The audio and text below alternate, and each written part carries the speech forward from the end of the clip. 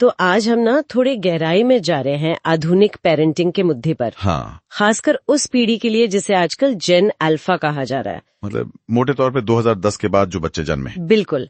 हमारे पास कुछ लेख हैं, कुछ नोट्स हैं जो इसी पर फोकस करते हैं, इनकी जो अनोखी चुनौतियां हैं उनके नतीजों पर। हाँ, और ये चुनौतियां आजकल मतलब हर जगह चर्चा में हैं। इन सोर्सेज में भी देखिए, स्क्रीन टाइम की लत एक बड़ा मुद्दा है। हाँ और वो जिसे सॉफ्ट पेरेंटिंग कह रहे हैं, मतलब थोड़ी ज्यादा नरमी, उसका चलन। हाँ, सॉफ्ट पेरेंटिंग। और बच्चों में कम उम्र में ही एंग्जाइटी मतलब चिंता दिखना, ये सब बातें आ रही हैं। बिल्कुल।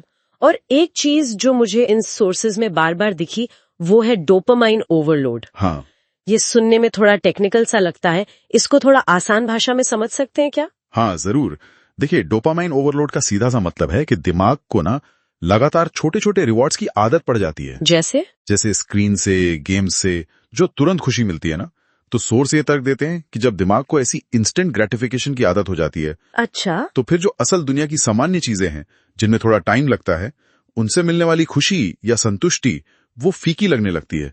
ध्यान लगाना भी मुश्किल होता है। ओहो, मतलब लगातार स्क्रीन पर कुछ ना कुछ करते रहने से दिमाग असल जिंदगी की जो धीमी रफ्तार है उससे बोर होने लगता है। हाँ, कुछ हद तक यही बात है। ये तो काफी सोचने वाली बात है। और इसका कनेक्शन शायद उससे भी है जिसे लोग मजाक में आईपैड पेरेंटिंग कहते हैं। हाँ बिल्कुल, कुछ लेख इसी तरफ इशारा करते हैं।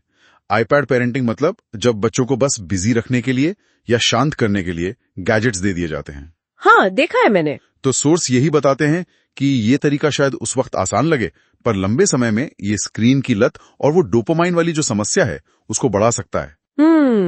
स्कूलों में भी जो फोकस करने में दिक्कतें बढ़ी है ना बच्चों की, उसको भी इससे जोड़कर देखा जा रहा है। और इसी सब के बीच वो एक सवाल भी बहुत चल रहा है आजकल कि हम अनजाने में ऐसे बच्चे पाल रहे हैं जो इमोशनली ज्यादा नाजुक हैं। हाँ, ये सवाल बहुत उठता है। तो क्या ये सॉफ्ट पेरेंटिंग वाली बात और ये नाजुक होने का डर ये आपस में जुड़े हैं इन सोर्सेज के हिसाब से? देखिए, सोर्सेज में जो तर्क है वो ये कि सॉफ्ट पेरेंटिंग का एक मतलब ये भी निकाला जा रहा है कि बच्चों को हर तरह की मुश्किल या निराशा से बचाने की कोशिश। हाँ। तो कुछ का मानना है कि जब बच्चों को छोटी मोटी चुनौतियां या असफलताएं उनका सामना करने ही नहीं दिया जाता, बिल्कुल, तो उनमें वो जो जूझने की क्षमता होती है ना, रेजिलियंस और भावनात्मक मजबूती, वो बनने का मौका शायद कम हो जाता है। अच्छा।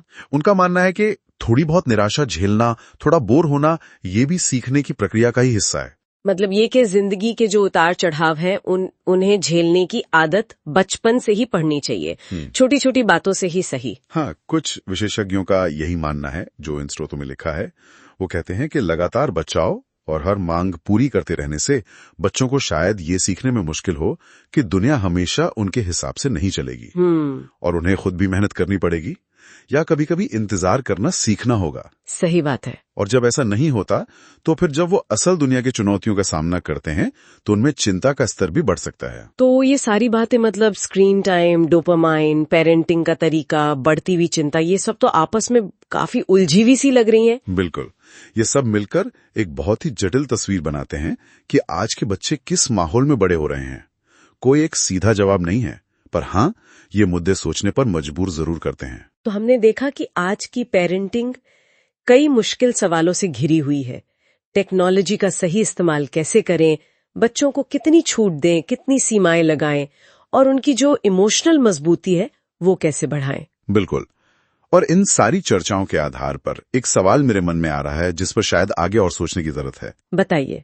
कि अगर बच्चों को बहुत कम उम्र से ही लगातार इतनी तेज उत्तेजना मिल रही है, ये डोपामाइन ओवरलोड वाली बात, और शायद मुश्किलों का सामना भी कम करना पड़ रहा है, तो भविष्य में जब उन्हें असली दुनिया की बड़ी मुश्किलों का, निराशाओं का, जटिलताओं का सामना करना पड़ेगा, तो वो उसके लिए कितने तैयार होंगे? इसका उनकी जूझने की क्षमता पर क्या असर पड़ेगा? हाँ, ये वाकई एक अहम सवाल है जिस पर सोचना होगा।